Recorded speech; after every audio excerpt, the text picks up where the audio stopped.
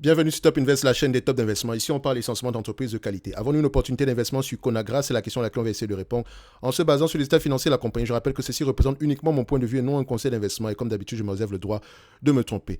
Donc, Conagra, on va aller très rapidement ici aujourd'hui. C'est une compagnie qui exerce ici dans tout ce qui concerne ici, voilà, les produits de consommation de base. Donc, on va le dire comme ça. Donc, ici, on est essentiellement dans quel genre d'industrie? La consommation, les consumer staples. So, vous allez voir ici que bon, ça s'appelle Conagra, mais en fait, ils vendent des produits comme, voilà, c'est un peu comme des produits, voilà, on va se dire ici, vous allez voir des marques comme Slim Jim. Là, Slim Jim, c'est quoi? On clique dessus, on va voir. Alors, on va voir ici, c'est quoi? C'est du saucisson, si c'est comme ça, qu'on appelle ça, du chorizo. Qu'est-ce que ça, comment on appelle ce genre de choses? Si voilà, c'est à peu près ce genre de trucs là. Donc, c'est ce genre de produits qu'ils vendent généralement. Ça, c'est une marque parmi tant d'autres. Donc, parfois, j'en vois souvent dans les étalages ici, sur les étalages ici à Montréal. Donc, vous pouvez également voir maintenant si vous voulez regarder Hunt. Je pense que c'est plus de la tomate en boîte. Exactement, j'en achète souvent également. Donc, vous avez ce genre de produit-là. Donc, vous voyez à peu près dans quel type d'industrie on se situe. Donc, techniquement, ici, ce sont des produits du quotidien. D'accord? Si vous voulez faire à manger, il y a de fortes chances que vous achetiez généralement la tomate en boîte ou bien la tomate pour ceux qui aiment la tomate. Moi, j'en utilise énormément. So, voilà, vous allez avoir ce genre de produit-là. Simple. Donc, on voit à peu près l'industrie dans laquelle on exerce ici. Donc, c'est à peu près une industrie qui est stable. On va le dire comme ça. Donc, qu'importe la situation économique ici, c'est un business qui peut rapporter de l'argent. Donc, quand je regarde ce business-ci ici, alors, je vais rester uniquement sur Fastgraph rapidement ici. On peut voir déjà au niveau des ventes.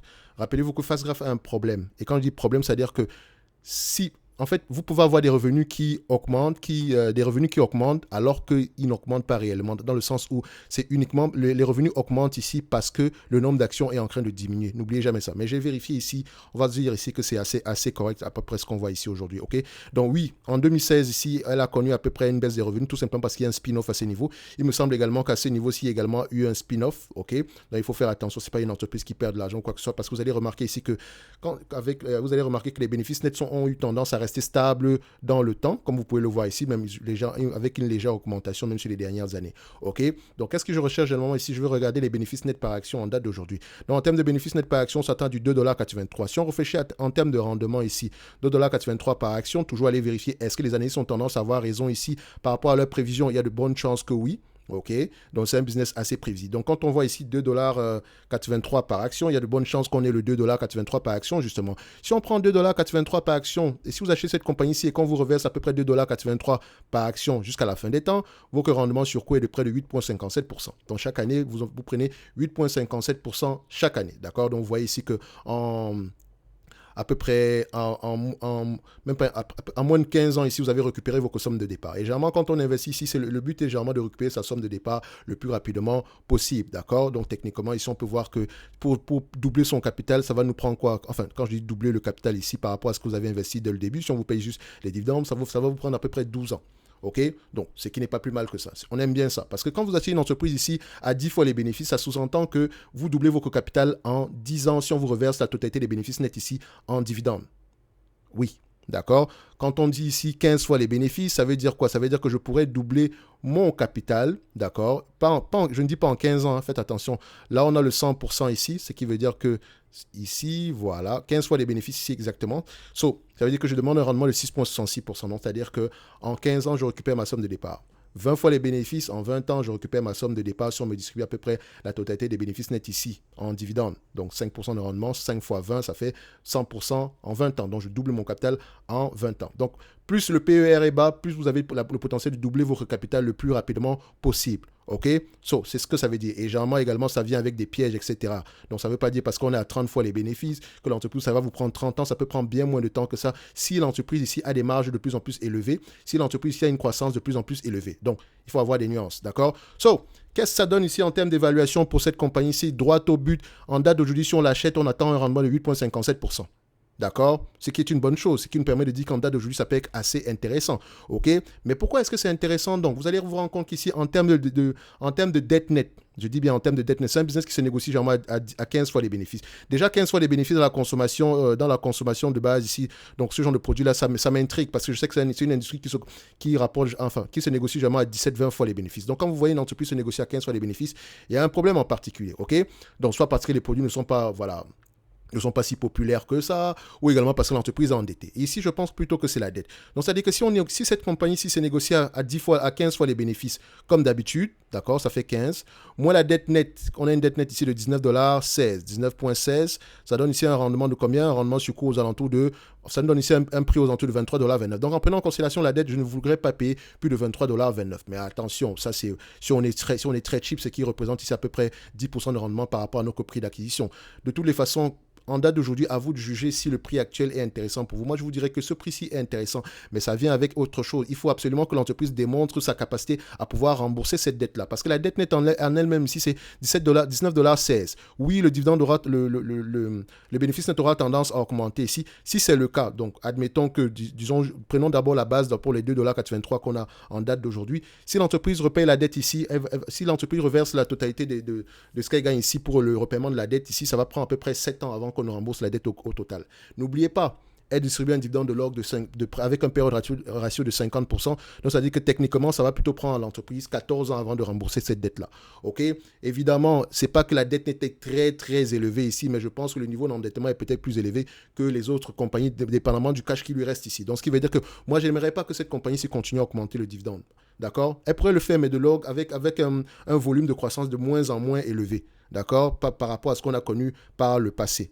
En tout cas, c'est ce que moi, je voudrais voir si j'investis cette compagnie. Idéalement, en date d'aujourd'hui, est-ce que je pourrais dire que la compagnie est surévaluée? Je dirais non. D'accord. Vu que les analystes ont tendance à avoir raison sur ce business-ci, si elle arrive à avoir du 3,16 $ par action ici, donc un rendement sur coût est aux alentours ici de 10%. D'accord. 3,16 attendu en 2026 ici. Par rapport au prix actuel à 33 $ à l'action, on est à peu près à 9,57% de rendement. OK. 9,57% de rendement par rapport à nos calculs d'acquisition, c'est pas si mal que ça. Idéalement, je dirais que c'est une entreprise, si je l'achète, c'est uniquement pour le dividende. OK. Actuellement, elle vous reverse un dividende de l'ordre de 4% ici. Elle a les moyens de payer ce dividende-là, même si elle pourrait aller aux alentours de 8%, mais dites-vous que la différence ici, c'est pour le repaiement de la dette. Et si elle n'arrange pas son bilan financier, ça sera très difficile pour elle de faire des acquisitions, surtout que dans ce genre de secteur d'activité, la croissance est surtout par acquisition. Donc, il faut également aller regarder ça. OK? Ceci n'est que mon avis et non un conseil d'investissement. Je pourrais également me tromper. Je me réserve d'ailleurs le droit de le faire. Cette compagnie-ci, quand vous allez la regarder du point de vue revenu, remettez toujours les choses dans leur contexte. Vous allez voir ici de 2000 à 2026, elle a perdu la moitié de ses revenus. D'accord. Donc, ça ne veut pas dire que le business est en train de mourir, c'est peut-être parce qu'il y a eu des spin-offs. Et pourquoi est-ce que je pense qu'il y a eu des spin-offs? C'est que vous allez regarder les bénéfices nets ici en termes de volume, vous allez voir qu'ils sont à peu près stables, sinon croissants. Vous connaissez combien d'entreprises qui perdent en termes de revenus ici, mais qui arrivent à maintenir leur bénéfice net stable? Ça veut dire une chose, ça veut juste dire qu'il y a eu des spin-offs derrière. On a des spin-offs, les entités ici, qui ne rapportaient pas d'argent. Et vous pouvez aller vérifier ça sans doute sur Wikipédia. Vous allez trouver l'information. OK? Donc, pour moi, en date d'aujourd'hui, Conagra Brands pourrait être intéressant du point de vue dividende. D'accord? Pour ceux qui recherchent un dividende, ça peut être intéressant. Elle a la capacité de payer ce dividende. Elle a la capacité de continuer à faire augmenter ce dividende-là. Mais j'aimerais que la priorité ici soit mise pour le remboursement de la dette. Ça ne veut pas dire qu'elle n'a pas les moyens de repayer cette dette-là, mais c'est exactement ça. Je veux qu'elle puisse rembourser cette dette-là. Au moins qu'on arrive à un certain niveau, disons, en date d'aujourd'hui, on a à peu près quoi?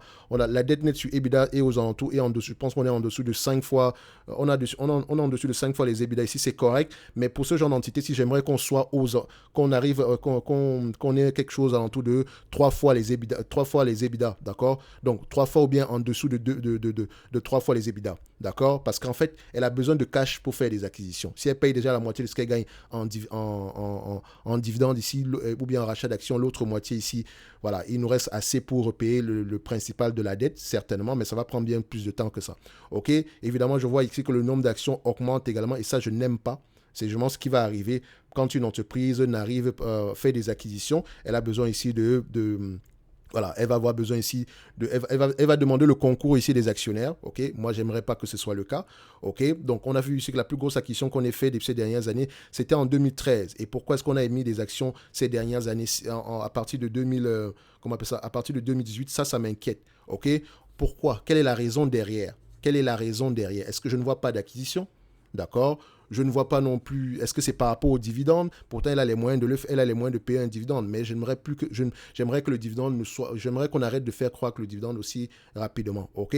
Donc, si je vais sur Conagra ici, c'est parce que je suis satisfait du 4% de rendement. Et également, je me dis que l'entreprise est en train de rembourser sa dette. Ok, donc il faut aller regarder la politique d'allocation du capital. Faites attention. Parce que si vous me limitez juste au dividende ici, en fait, vous n'avez pas toute l'information. C'est l'information la moins importante parce que le dividende n'est qu'une politique d'allocation du capital. Ok, oui, vous recherchez des entreprises qui versent des dividendes stables et croissants dans le temps, mais également recherchez des entreprises ici qui ont au moins la capacité non seulement de payer le dividende après avoir remboursé la dette. Ok, et qui pourraient ne pas avoir de problème de dette à long terme. Actuellement, je ne suis pas en train de vous dire que ce sera le cas, mais je n'aime pas ce que je vois sur Conagra en termes d'endettement ici. D'accord? Par rapport à ce qu'elle reverse ici, je pense que ce serait mieux de commencer à se focaliser sur le remboursement de la dette. Et je n'aime pas également le fait qu'on émette de nouvelles actions. Ce n'est pas quelque chose que j'aimerais voir dans ce genre d'industrie. Si au contraire, ce sont des entreprises qui ont tendance à racheter massivement leurs actions ici. Donc, Conagra ici, il faudrait questionner ici la politique d'allocation du capital.